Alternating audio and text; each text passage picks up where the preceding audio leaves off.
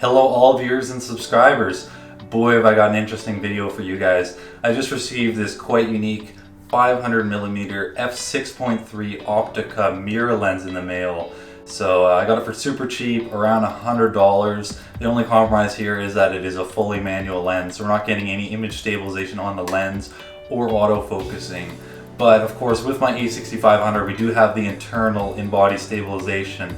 So what I'm really curious to test out is to see how the image stabilization works with this kind of extreme telephoto focal length, and whether it'll even work or not, because it is a mirror lens that does have a non-conventional design.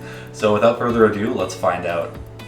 So one of the unique characteristics of a mirror lens is that the light your camera is actually capturing is reflected off two mirrors before being focused to the camera sensor. This same technology is used in reflector telescopes and allows for longer focal lengths in a smaller form factor, allows more light to be gathered, and also affects the image in a few ways. One striking quirk of mirror lenses is that instead of the circular bokeh you'll find on a conventional lens, a mirror lens actually has a donut-shaped bokeh, which is caused because of the mirror in the middle of the lens. Now, a lot of people hate this look, but I actually kind of like the unique aesthetic it gives to your backgrounds. So we went up to Sugarloaf Mountain in Nanaimo, BC. It's a very elevated position, which gave us a great view of a lot of the surrounding areas, and it really was a great spot to test out this lens. Now, unfortunately, it was also quite overcast, so if you're noticing a few of the images and videos are a little flat, that would be why. So to start things off, I'm just going to show how this lens compares with what would be kind of a standard zoom. This is shot with a 24-105 on full frame, which would be about an 18-70 in a crop sensor. So you can see the downtown larger buildings there still in the distance. Okay, and now we're looking through the 500mm mirror lens, and you can see just how crazy this is. Now, the first thing you're likely noticing is just how shaky this is. Now, this was shot on a tripod, but this is with image stabilization turned off. So what we're going to do now is actually turn on image stabilization and kind of see how it compares. And you can see this is now with image stabilization turned on, and you can see just how much more stable it is. It really does a great job removing all those micro jitters. You still see a little bit in there. I mean, it's not perfectly stable, but it makes a really big difference. As you can see, I'm able to do a lot more kind of smoother pans without, having just completely unusable footage. And I do also apologize if you're seeing a little splotch on some of these videos. This was caused by a tiny piece of dust being stuck on my sensor, so please disregard that. And here you can see a shot of a very distant golf course. Now, me and my friend Callum couldn't even really see these people with our naked eyes. We can see just how much this mirror lens magnifies. Now, one thing to keep in mind is because I am using this on a crop sensor camera, it's actually being magnified even further to around a 750mm focal length. So this is making it really difficult to keep the video perfectly steady, as you can kind of see with some of the jitters popping up here and there. And the other disadvantage of using this lens with a crop sensor camera is that you aren't getting quite as sharp of an image because it's only using a portion of that lens. This isn't a tremendously sharp lens to begin with, as you kind of expect for its $100 price point, but I'd say for 4K video, it's totally acceptable. I mean, as you can see, you can get some pretty good results. I'd say, for the best results as far as video goes, really locking it down on a tripod and just stopping all movements is probably the best way of doing it. But you can still do some smoother camera movements if you're really careful on a nice sturdy tripod.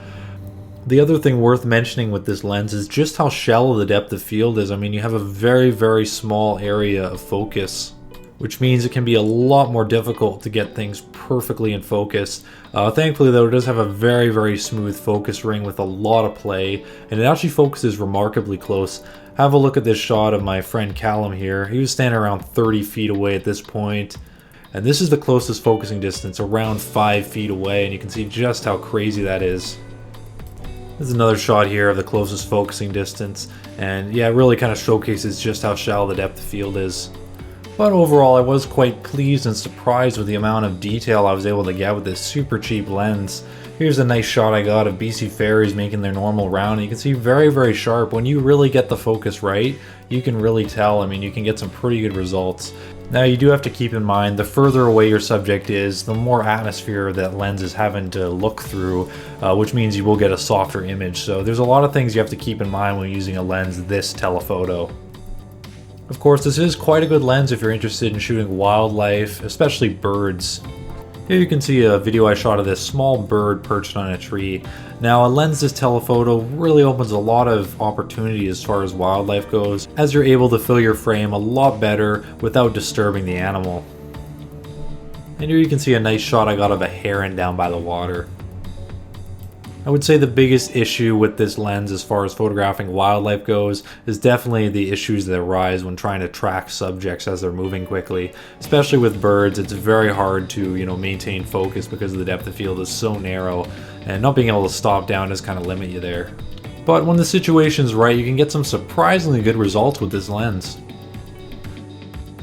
Now moving on, let's talk about if you're using this lens for photography.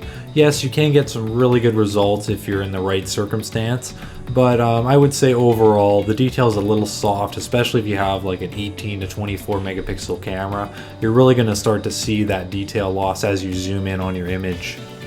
Keep in mind that if you're using full frame, this won't be as much of an issue as really with crop sensor cameras. You're not using the entire lens and getting the best possible quality, so it does degrade when you're doing stills. But with the lensless telephoto, you really are able to get some pretty unique shots.